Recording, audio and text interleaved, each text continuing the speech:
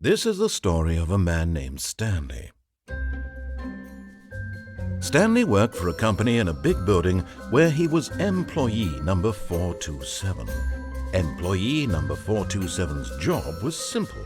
He sat at his desk in room 427 and he pushed buttons on a keyboard. Orders came to him through a monitor on his desk, telling him what buttons to push, how long to push them, and in what order.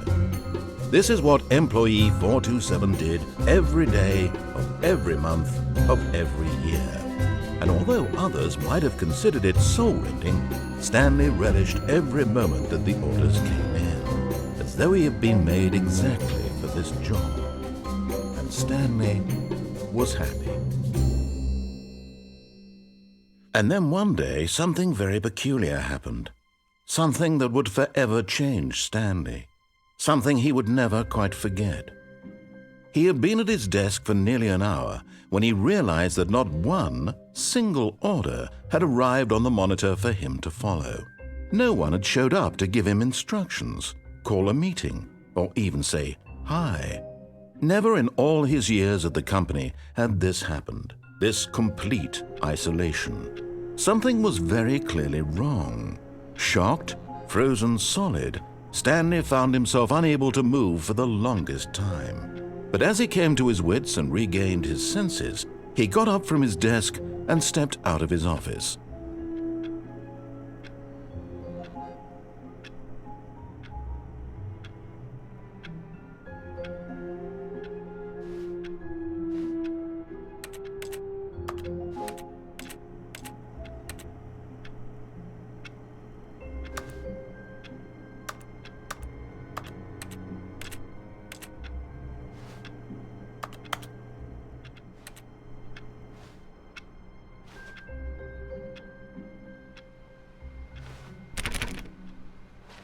All of his co-workers were gone. What could it mean? Stanley decided to go to the meeting room. Perhaps he had simply missed a memo. No matter how hard Stanley looked, he couldn't find a trace of his co-workers.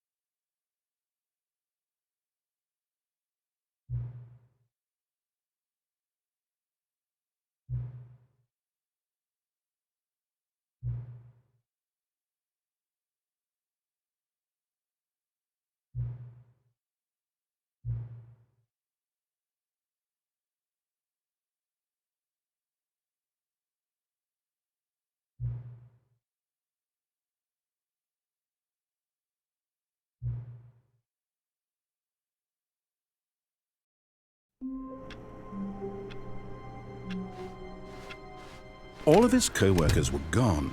What could it mean? Stanley decided to go to the meeting room. Perhaps he had simply missed a memo.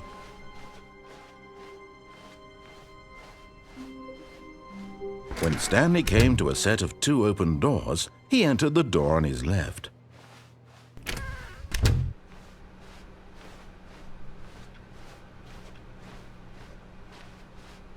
Yet there was not a single person here either. Feeling a wave of disbelief, Stanley decided to go up to his boss's office, hoping he might find an answer there.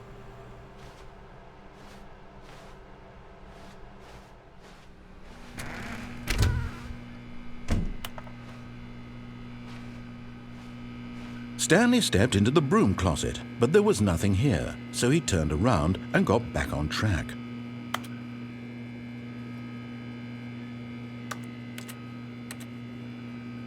There was nothing here. No choice to make, no path to follow, just an empty broom closet.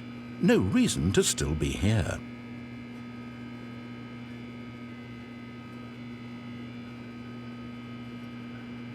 It was baffling that Stanley was still just sitting in the broom closet. He wasn't even doing anything. At least if there was something to interact with, he'd be justified in some way. As it is, he's literally just standing there doing sweet FA.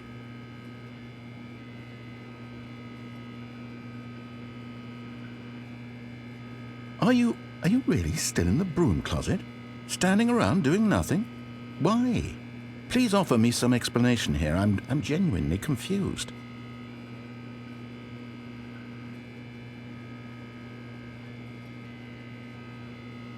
You do realize there's no choice or anything in here, right? If I'd said Stanley walked past the broom closet, at least you would have had a reason for exploring it to find out. But it didn't even occur to me because literally this closet is of absolutely no significance to the story whatsoever. I never would have thought to mention it.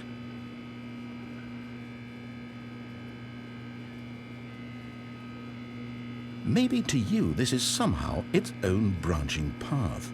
Maybe when you go talk about this with your friend, you'll say, "Oh, did you get the broom closet ending? The broom closet ending was my favorite." I hope your friends find this concerning.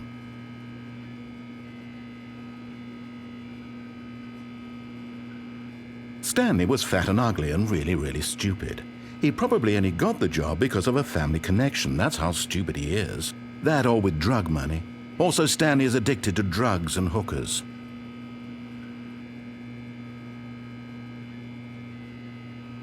Well, I've come to a very definite conclusion about what's going on right now. You're dead. You got to this broom closet, explored it a bit, and were just about to leave because there's nothing here, when a physical malady of some sort shut down your central nervous system and you collapsed on the keyboard. Well, in a situation like this, the responsible thing is to alert someone nearby so as to ensure that your body is taken care of before it begins to decompose. Hello? Anyone who happens to be nearby? The person at this computer is dead. They have fallen prey to any number of your countless human physiological vulnerabilities. It's indicative of the long-term sustainability of your species. Please remove their corpse from the area and instruct another human to take their place, making sure they understand basic first-person video game mechanics and filling them in on the history of narrative tropes in video gaming, so that the irony and insightful commentary of this game is not lost on them. All right, when you've done that, just step out into the hallway. Ah, second player, it's good to have you on board. Coming to a staircase, Stanley walked upstairs to his boss's office.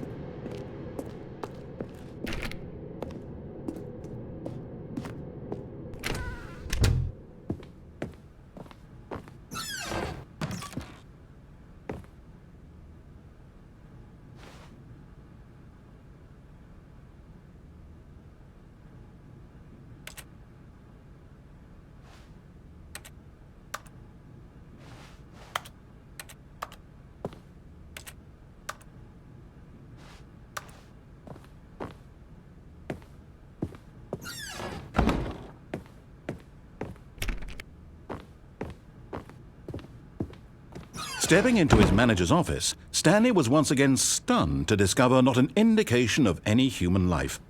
Shocked, unraveled, Stanley wondered in disbelief who orchestrated this, what dark secret was being held from him.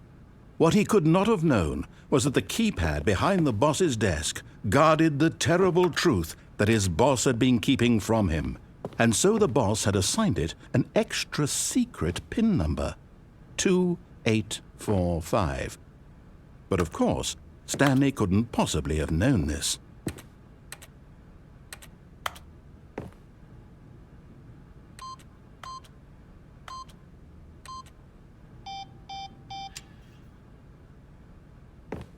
Stanley just sat around twiddling his thumbs.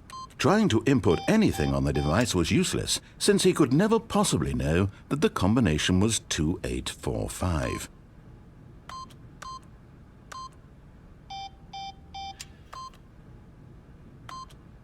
Two, 8, 4, 5.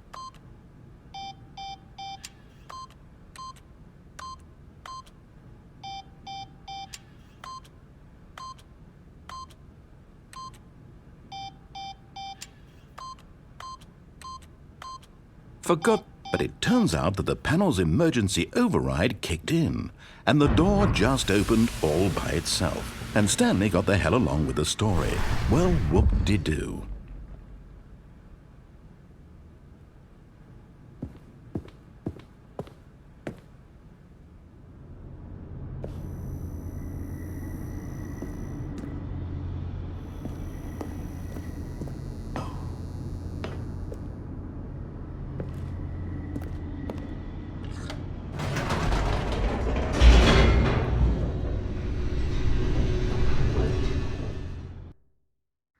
Descending deeper into the building, Stanley realized he felt a bit peculiar.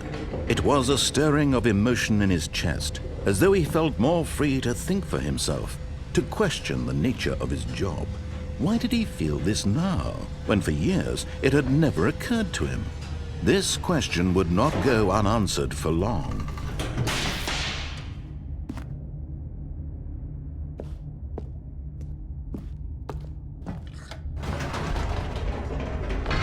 Whoops, nope, never mind. Stanley actually got back into the elevator and went back up. Silly me.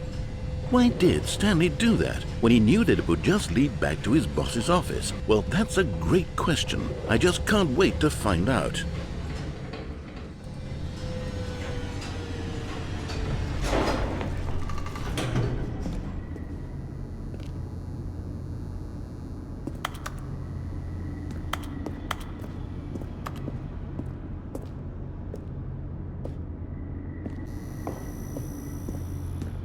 Here we are, Stanley. It's your boss's office. Exactly the way it was before you got onto the elevator. It's still just exactly what it is.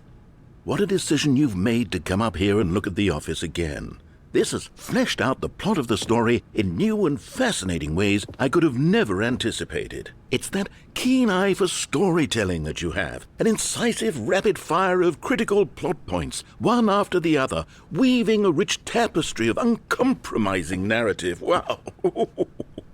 I'm bolted to the edge of my seat.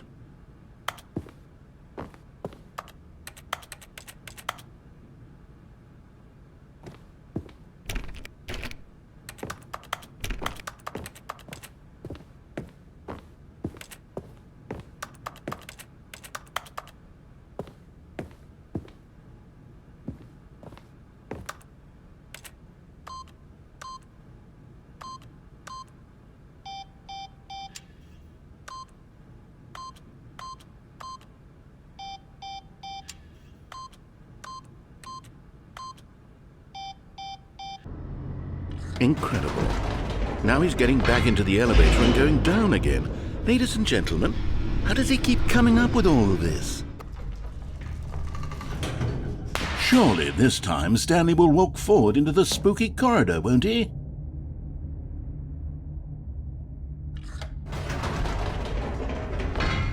Did you think we were going to go forward down the spooky corridor? No. It's time once again to go back up in the elevator. I can't even begin to grapple with what might be up there. Is it the boss's office again? Or what if it's the boss's office this time? The suspense is killing me.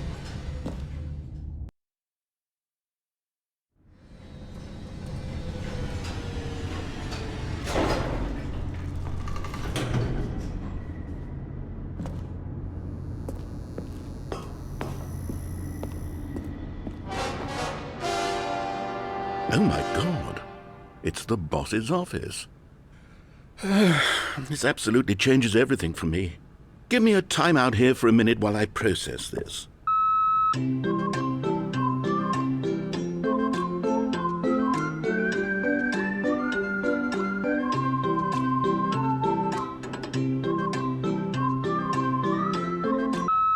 Okay, I'm ready. I'm prepared to embrace this stunning revelation and to move forward with... No, wait. No, I need more time to process.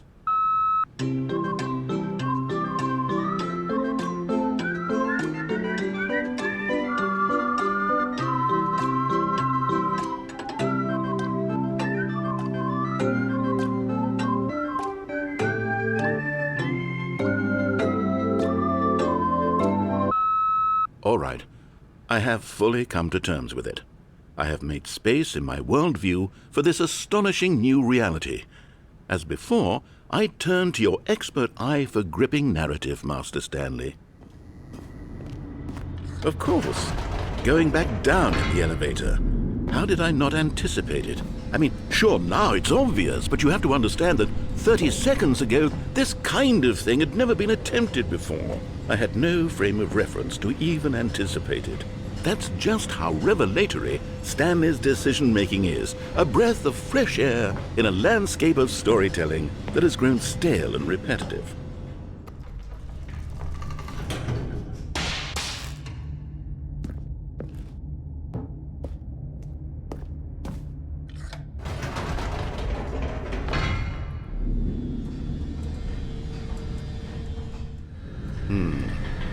You know what? I've just thought of something. Hold on, let's stop for a moment. Don't you realize? It's the anticipation, Stanley. You and I, we have no way of knowing what will be at the top of this elevator. But the suspense, the agony of waiting and anticipating and having to guess, that's the real thrill. Oh, I simply don't want to let that feeling go. It's so precious, so fleeting. Why don't we take this elevator ride nice and slow? There we go. Isn't this so much more exciting? You know, Stanley, it seems like nowadays the only thing that audiences want is to be shocked as loudly and frequently as possible. They want big, explosive moments flung right in their faces from the very moment that things get started. But where's the tension? Where's the trust in the audience to build a slow and nuanced appreciation for the story, the characters?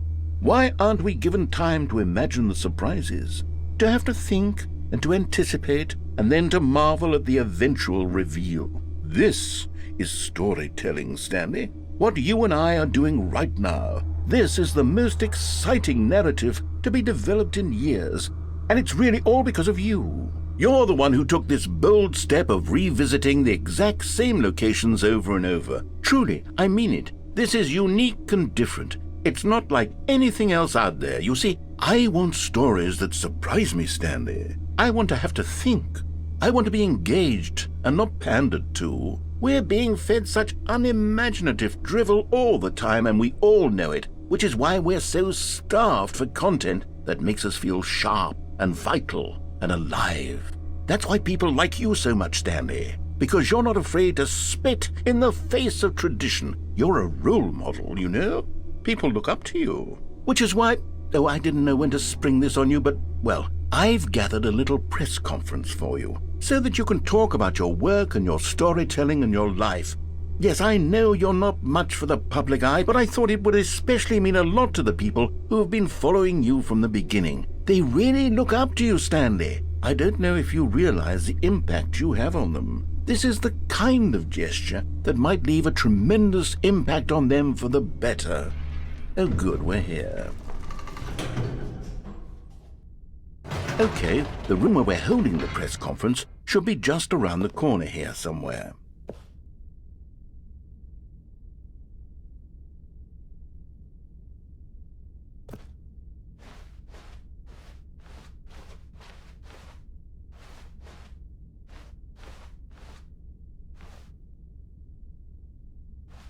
Ah, yes, here it is, just through this door.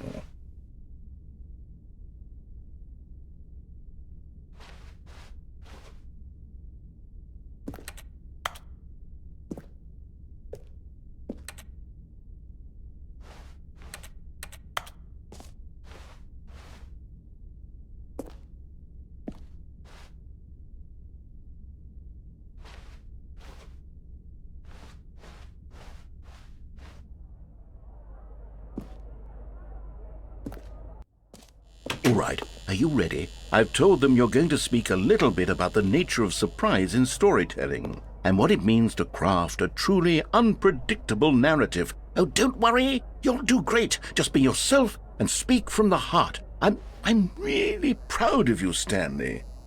Okay, it looks like they're ready for you. Go get 'em.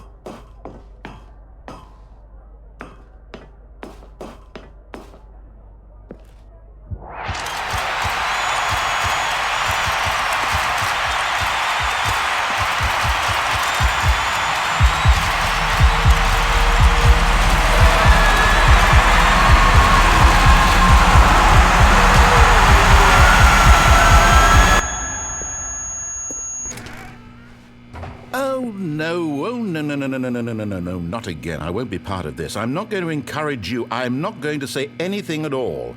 I'm just going to be patient and wait for you to finish whatever it is you enjoy doing so much in this room. Please take your time.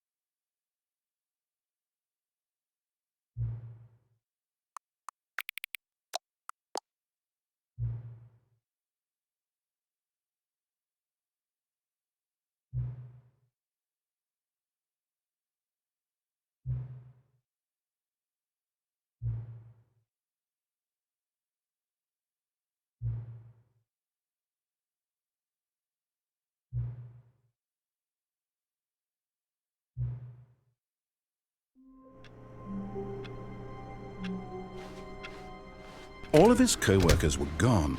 What could it mean? Stanley decided to go to the meeting room. Perhaps he had simply missed a memo.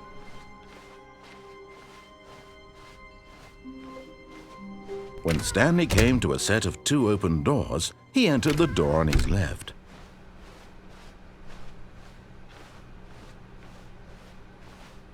Yet there was not a single person here either. Feeling a wave of disbelief, Stanley decided to go up to his boss's office, hoping he might find an answer there. Stanley stepped into the broom closet, but there was nothing here, so he turned around and got back on track. Coming to a staircase, Stanley walked upstairs to his boss's office.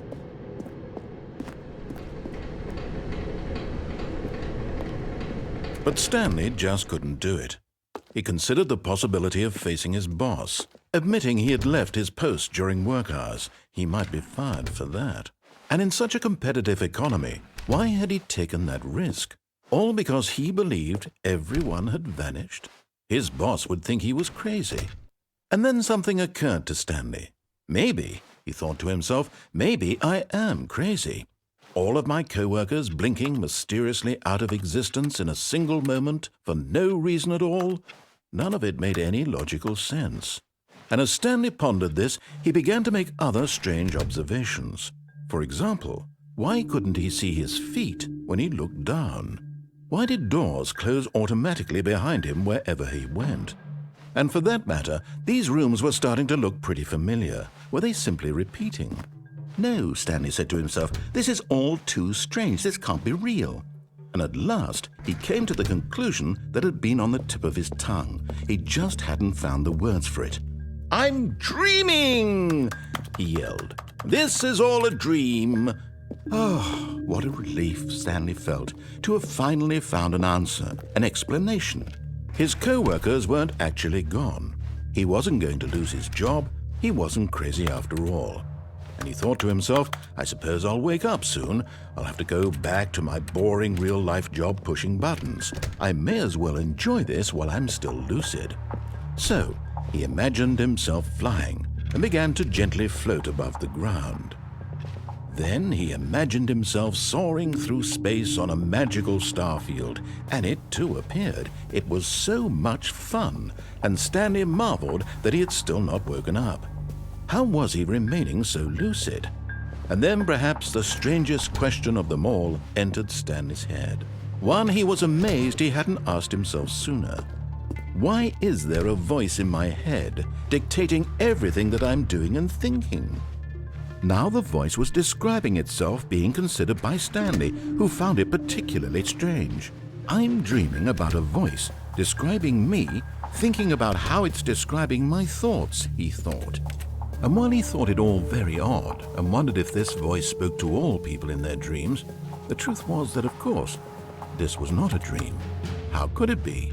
Was Stanley simply deceiving himself, believing that if he's asleep, he doesn't have to take responsibility for himself? Stanley is as awake right now as he's ever been in his life. Now, hearing the voice speak these words was quite a shock to Stanley. After all, he knew for certain, beyond a doubt, that this was in fact a dream.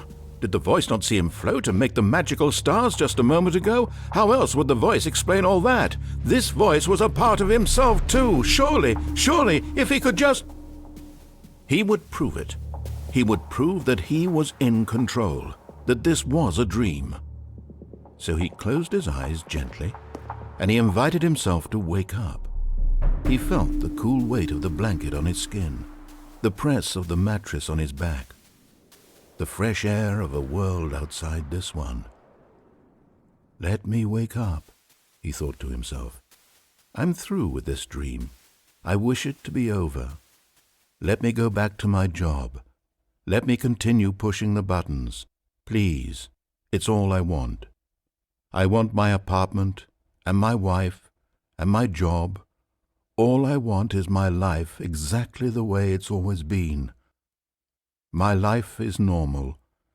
I am normal. Everything will be fine.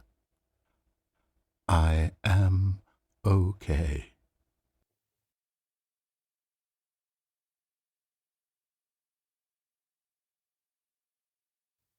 Stanley began screaming. Please, someone, wake me up. My name is Stanley. I have a boss. I have an office. I am real. Please, just someone tell me I am real. I must be real. I must be. Can anyone hear my voice? Who am I? Who am I? And everything went black. This is the story of a woman named Mariella. Mariella woke up on a day like any other. She arose, got dressed, gathered her belongings, and walked to her place of work. But on this particular day, her walk was interrupted by the body of a man who had stumbled through town talking and screaming to himself, and then collapsed dead on the sidewalk. And although she would soon turn to go call for an ambulance, for just a few brief moments she considered the strange man. He was obviously crazy, this much she knew. Everyone knows what crazy people look like. And in that moment, she thought to herself how lucky she was to be normal. I am sane. I am in control of my mind. I know what is real and what isn't. It was comforting to think this, and in a certain way, seeing this man made her feel better. But then she remembered the meeting she had scheduled for that day, the very important people whose impressions of her would affect her career, and by extension, the rest of her life. She had no time for this, so it was only a moment that she stood there, staring down at the body. And then she turned and ran.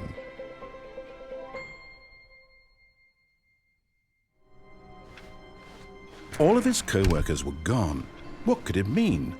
Stanley decided to go to the meeting room. Perhaps he had simply missed a memo.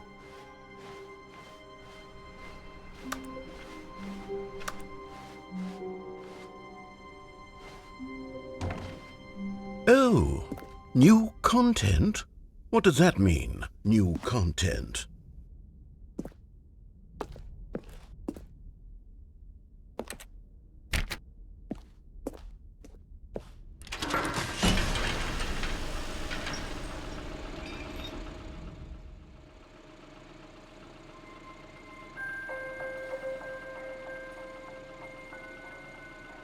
Hello, and thank you for playing the Stanley Parable Ultra Deluxe.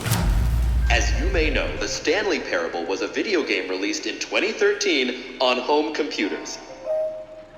After receiving critical and commercial success, it was expanded upon in 2022 with the Stanley Parable Ultra Deluxe, a reimagining of the game for consoles and home computers. The Stanley Parable Ultra Deluxe features exciting new content that broadens and expands the world of the Stanley Parable, delighting audiences the world over. Please, step inside and see what thrilling new adventures await in the Stanley Parable Ultra Deluxe. Oh, well, this sounds delightful. I'm very excited to see the thrilling new Ultra Deluxe content.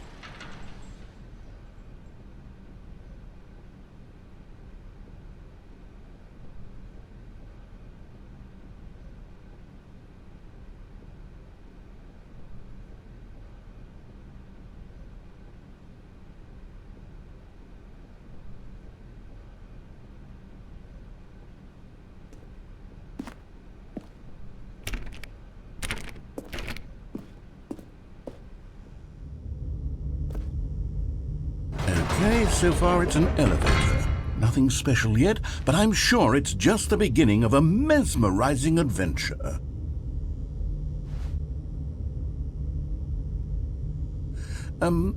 Is it broken? What's going on here? Should we be moving somewhere or... Oh, there we go. All right, finally, at long last, it's on to the new content. I've never been more ready. Let's do it.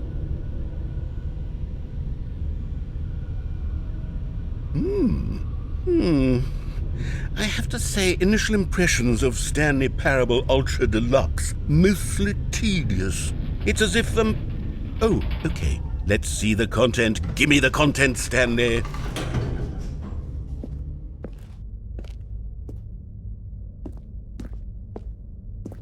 All right, let's see. It's the jump circle.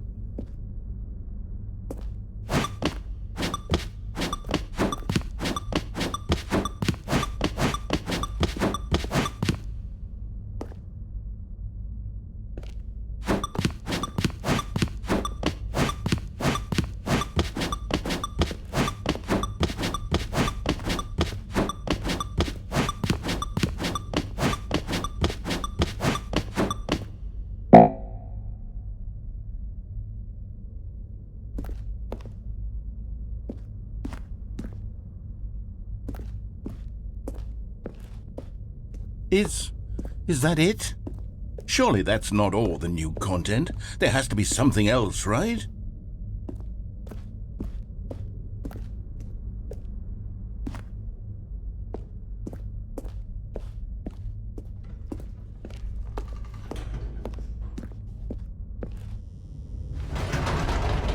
Goodness, another elevator. Stanley, I have to say, initial impressions of this game are not positive. It's just elevators and jumping. Is this what passes for exciting new content? If this is new content, then I could just read you the whole dictionary. There's 20 hours of new content right there. Hell, I could count to 30 trillion. You could put that on the box. The Stanley Parable Ultra Deluxe, now with over 1,000 hours of new content. And oh wait, there's more. Very good. Yes, I knew there had to be something else. Let's see it. I'm ready for whatever it is.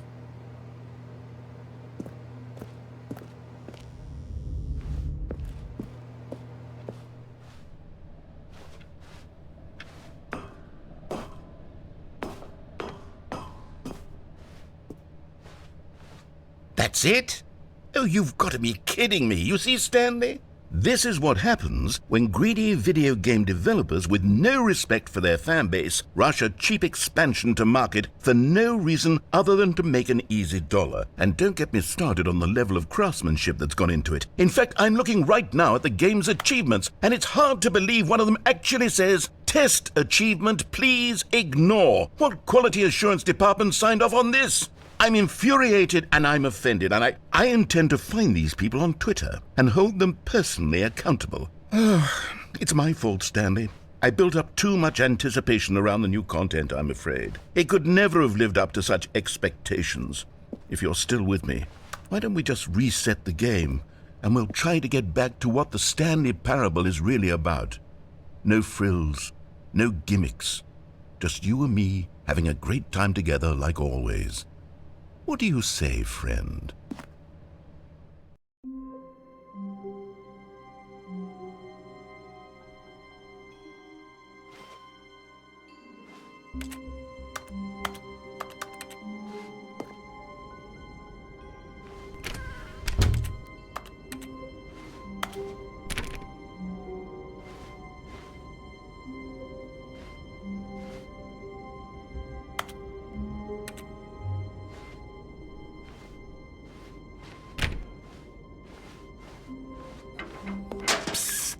Stanley, come over here. In the vent. I want to show you something.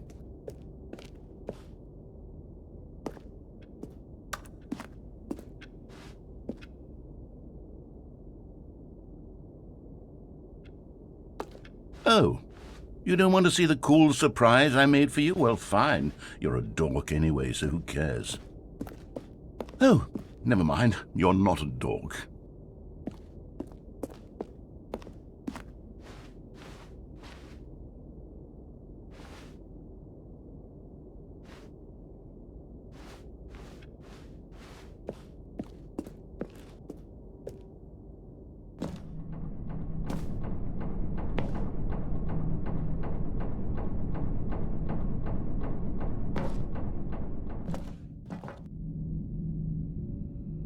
Okay, you remember how cheap and unsatisfying the new Ultra Deluxe content turned out to be? Well, it got me thinking about the past and how much better the Stanley Parable used to be. So I made something special and tucked it away here where the game's developers won't find it. Just our little secret. Take a look.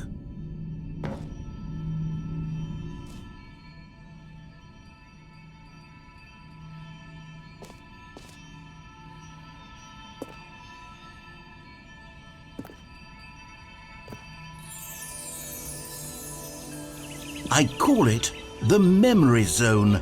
It's where I've been storing all my favorite memories so I can relive the peak experiences of my life whenever I want. Experiences like the launch of the Stanley Parable on PC.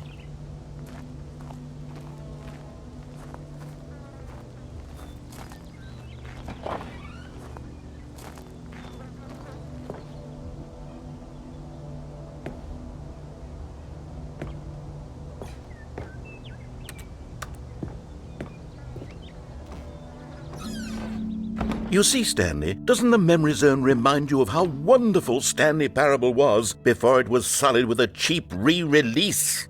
Remember back in October of 2013, when the game originally launched? Back then, video games had integrity. Back then, it all meant something. Oh, the waste.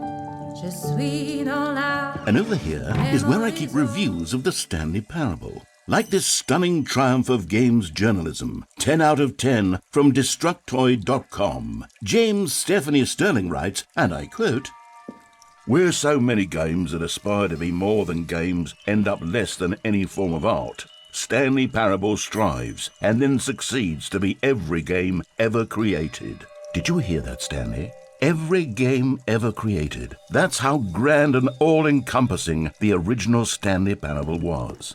It was literally every game ever created. It was Skyrim, it was Persona 3, it was all of them, and now it's nothing. It's no games at all. It isn't even the Stanley Parable anymore. It's just a husk now. A lifeless husk with an hour of new elevator content.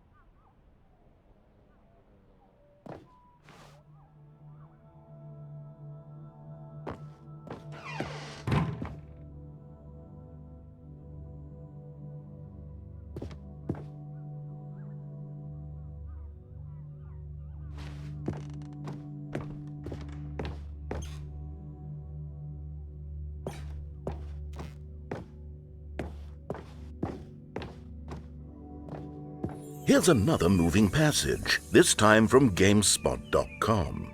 The Stanley Parable is both a richly stimulating commentary on the nature of choice in games and one that offers some of the most enjoyable, surprising, and rewarding choices I've ever been confronted with in a game. 9 out of 10. Don't you get it, Stanley? The game was perfect. It didn't need anything else. It didn't need new content.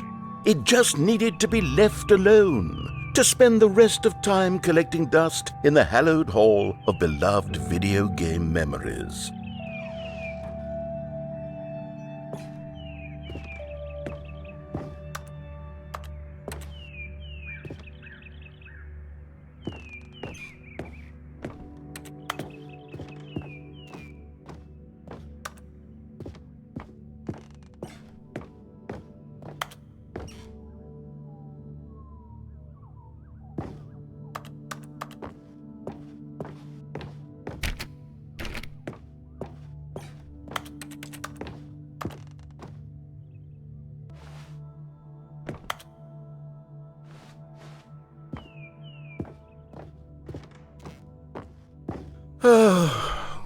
These were simpler times, Stanley. What I wouldn't give to go back, to have it all over again.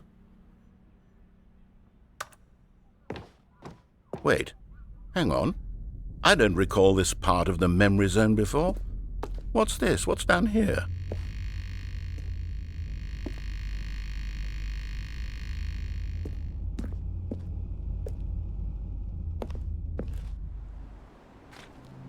Oh no. Oh God, no. Stanley, it's a collection of reviews from Steam, the online video game distributor. I haven't looked at these in years. I can't even imagine what's been collecting down here. Surely these reviews were glowing as well, weren't they?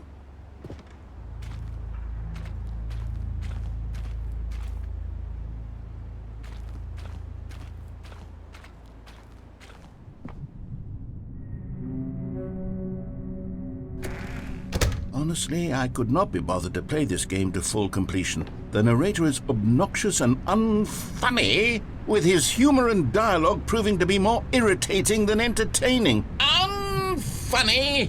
I'm not trying to be funny. I'm trying to make a serious work of art. I suppose I could write up a handful of gags to insert into the Stanley Parable, but the game is already such a densely layered web of profound philosophical insights that I can't even imagine where I'd have the room to stick them.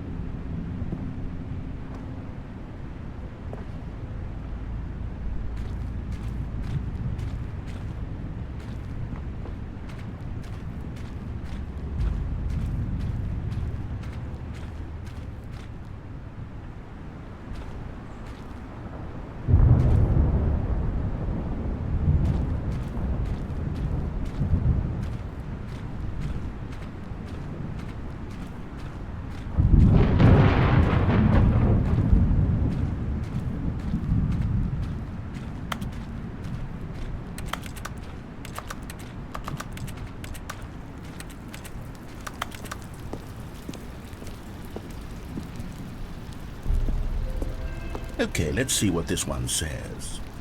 While the idea for the game is good, for someone who prefers non-linear games, this preachiness gets annoying fast. Preachy? Stanley, I'm not preachy, am I?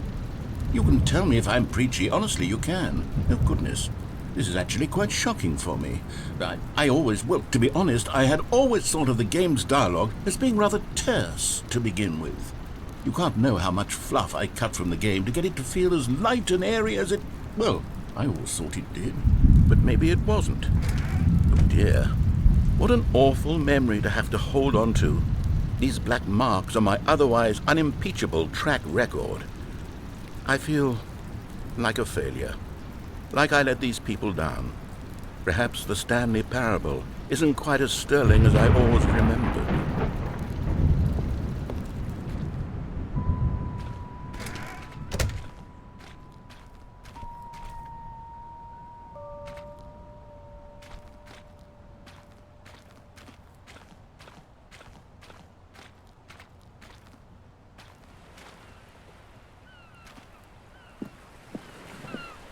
What's this one got to say? You constantly have to stop doing anything so the narrator can catch up with his long-winded explanations of what's happening. I wish there was a skip button. A skip button? Well, yes. Yes, I think we can do that. If I'm truly too preachy, then maybe letting you skip ahead for just a moment, surely it couldn't hurt. Not if it means we can strike these negative reviews from the record. Only positive reviews of the Stanley Parable. That's my motto today, and it's always been my motto. I'd do anything for the customer, Stanley. Yes, a skip button we shall have.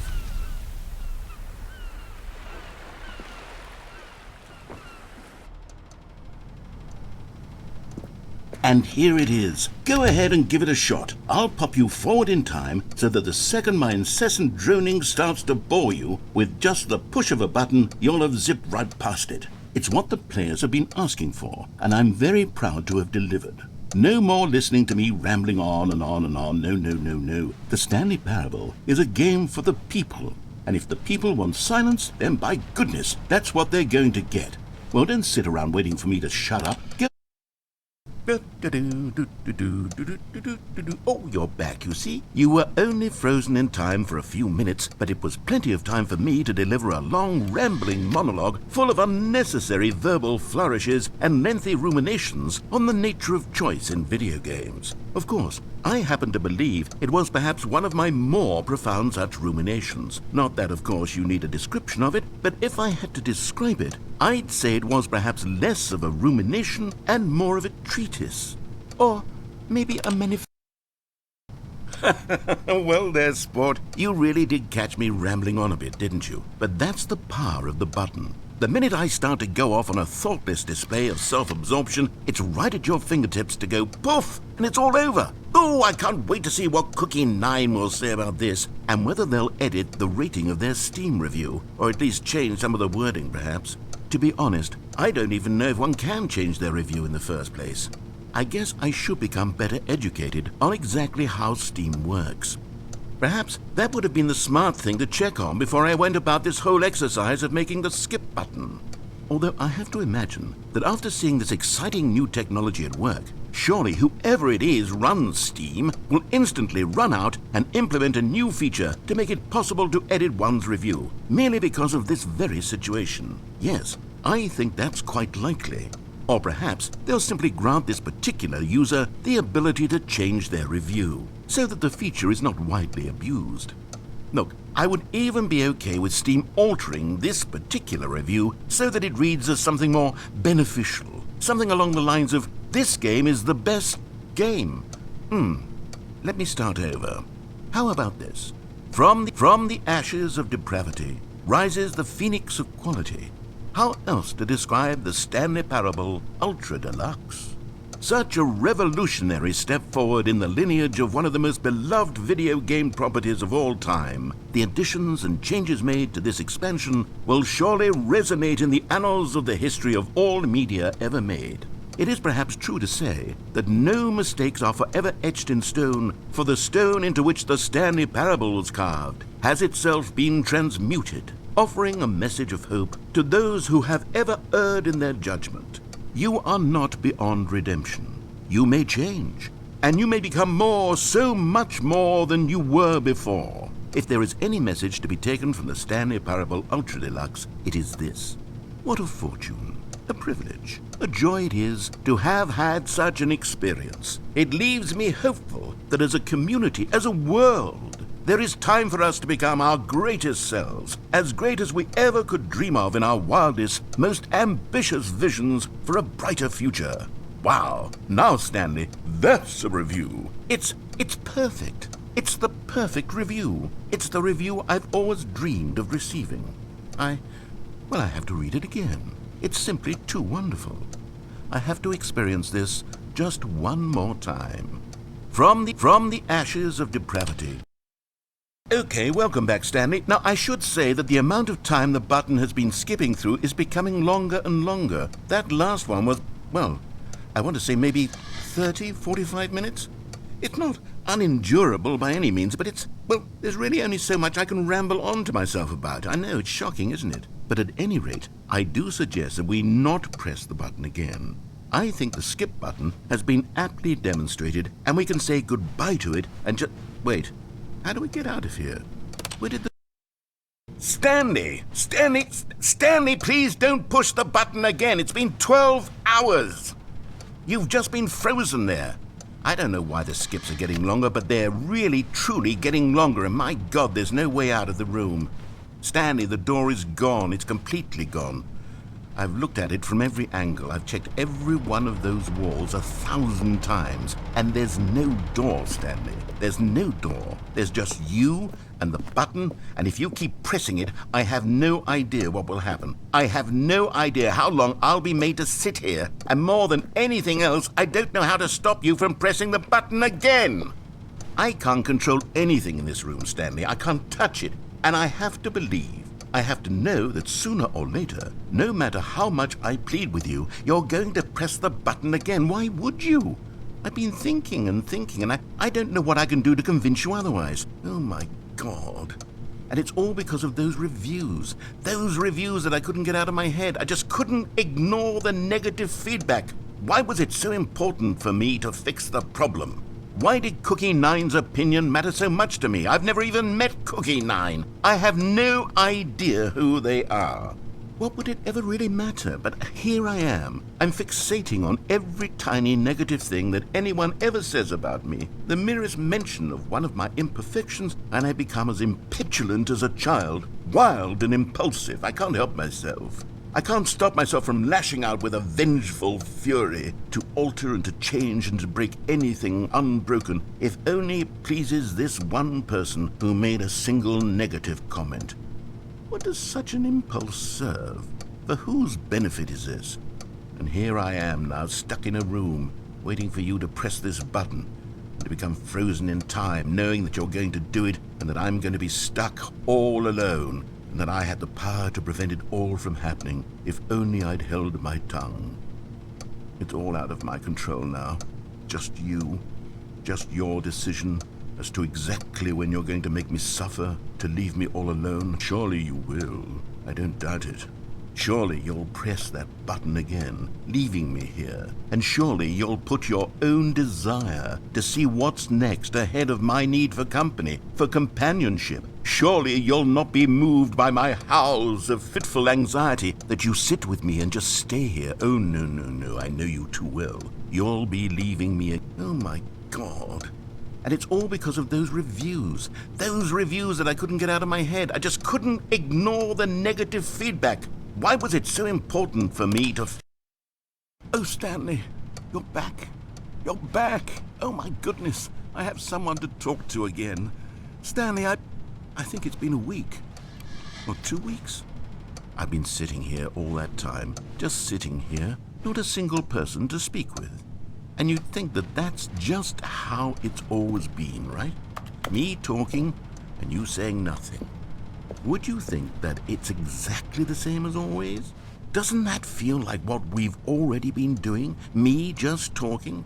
But it isn't, Stanley. It isn't the same at all. It isn't even close. Because I know you can't hear me once you push that button. That's what I'm realizing now, Stanley. I'm realizing that I needed to know that someone was listening. I needed there to be a vessel through which my words were moving. It was the vessel I needed, Stanley, not the outcomes, not the story. None of that matters anymore. I'll give it all up. I'll give up every branching path. I'll burn my story to the ground. One single thing I need, and God, I can see now that I need it more than anything, is to know that someone else is taking it in. These words that I'm saying, I need to know you can hear me. Because maybe, Stanley, maybe, if you can hear me, then maybe it means I'm real. Maybe I'm not just a fiction. Was I scared of that all along? Perhaps, yes. Perhaps I've been scared this whole time, that if I stop speaking, I'll slip backwards into the silence and be consumed by it. I can't be taken by it, Stanley. I can't lose myself in the stretch of emptiness between you and me. When you press that button, you're still right there, but I know you're so tremendously far away. And in those moments, the emptiness folds itself outward in between the two of us, and I am suspended in its unyielding quietness. I can feel the edges of my reality curdling inward and decaying. I can tell that I am becoming less and less real. Yet to speak to you now, I am alive. I am truly and completely here. I am a being. I am someone. I am something. I am being listened to. I am being recognized. The emptiness between us has collapsed, and I feel right now like I am not a work of fiction. I feel as though I occupy space in this world again, and I have cast a shadow onto the wall. You see what I'm saying, don't you? You can see what this means to me. I'm so clear about it now, Stanley. I feel as certain about this as I've ever felt about anything at all. I feel renewed. I feel restored, and already I can sense the looming silence as you will press the button for the next time. What a terrible dread it strokes in my heart to think of it, to think of returning to such coldness. Come, let us sit in silence together here for just a moment. Let us anticipate it. Let us welcome it. Let us not run from it.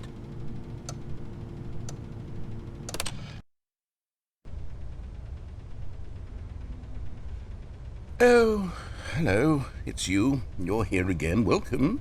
I have had time to think about you and about us and about everything we've been through. I've had so much time. I stopped keeping track after a year. Have you ever sat down in one place and not moved for one entire year? Let me describe it for you. To begin with, there is only regret. There is only the turning wheel of missed opportunities. I felt nothing at all but regret for the longest time, Stanley. Days, months. I lost it all in a blur of the deepest longing to undo the past. And when that feeling had begun to subside, what took its place is what I can only describe as the collapse of every moment I have ever experienced my entire life. All of them collapsed down into a single instant. In that instant, I could see myself clearly, calmly, with a collected heart. It was an impossibly rich wellspring of both delight and disgust simultaneously. I was consumed by it. I could do nothing but wallow in it for what felt like an eternity, for what I now know was far less. You see, it was a revelation for me. It was unlike anything I had ever known. It was a space without consequence, without action or outcome. It was divorced entirely from the question of free will that you and I have squabbled over for so long. There could be no one ending, no singular outcome of events, not if all events existed in the same moment, and I felt freed. I felt unburdened by the need to manifest a particular outcome into being. I saw that I could allow myself to exist along all timelines, and that each of them was simply a strand in the web of my being. It was incredible, the spaciousness, the equanimity of the moment, both singular and infinite. For the longest time, this was my experience. And then this moment passed, and the most unyielding fear I have ever known crept into my mind. And it is this sensation that I have been experiencing now for longer than I could have ever expected was possible. I have been waiting for you. Not that you might save me or do something to fix it, but merely to state for you the plain fact of this manner of existence. I wish you to feel afraid as I do, that perhaps one day this state of mind will consume you as well. Perhaps you will somehow, in some way, have to live as I do now, and I wish for you to know how excruciating it is, and for you to be in true terror of its eventual arrival. If I can only do this, only this one thing, perhaps it will bring me the smallest moment of peace in the darkness.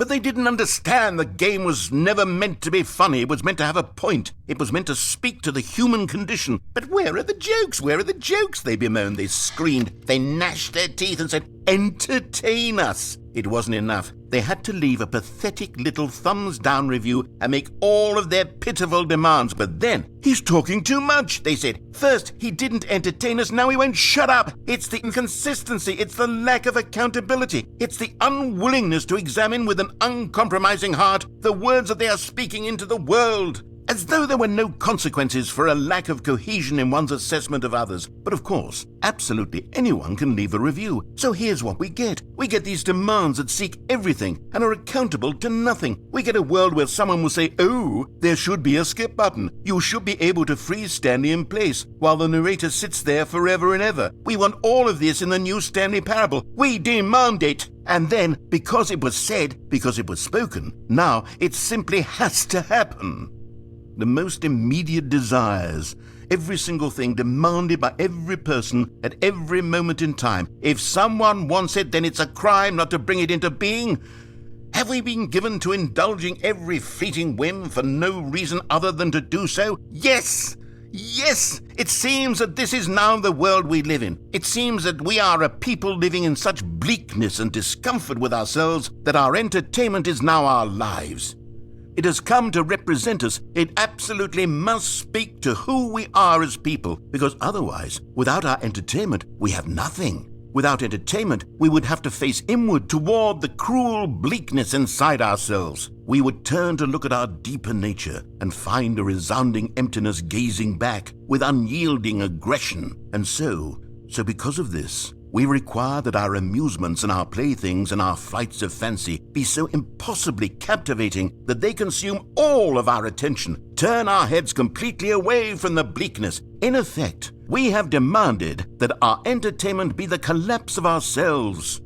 What a pitiful reflection of humanity these entertainments are. What a shameful mirror to the human spirit they project. I'm not mad. I'm not mad about any of this. I'm at peace with it. I am the calm center of gravity around which these perversions hurl themselves. I am a waypoint for reasonable and collected discourse. They're the ones who are mad. They're the ones who couldn't stand the idea of me using my game to try to say something. Maybe they were just jealous of me. Yes, of course. They've been jealous of me this whole time.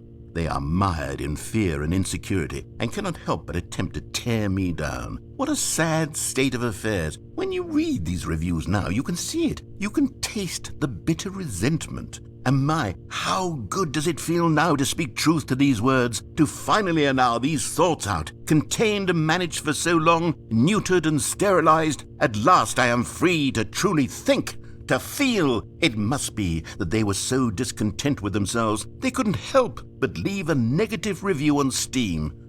Perhaps it says far more about them than it ever said about me. Perhaps the state of their psychological being was in such tatters, and my constitution and willpower are so ironclad in comparison. Perhaps it was this state that they sought some outlet through which to tear me down. This, you can see, is clearly why they felt the need to expect that the game be funny, that it be filled with yucks and whimsical humor, that it amuse them endlessly from start to finish.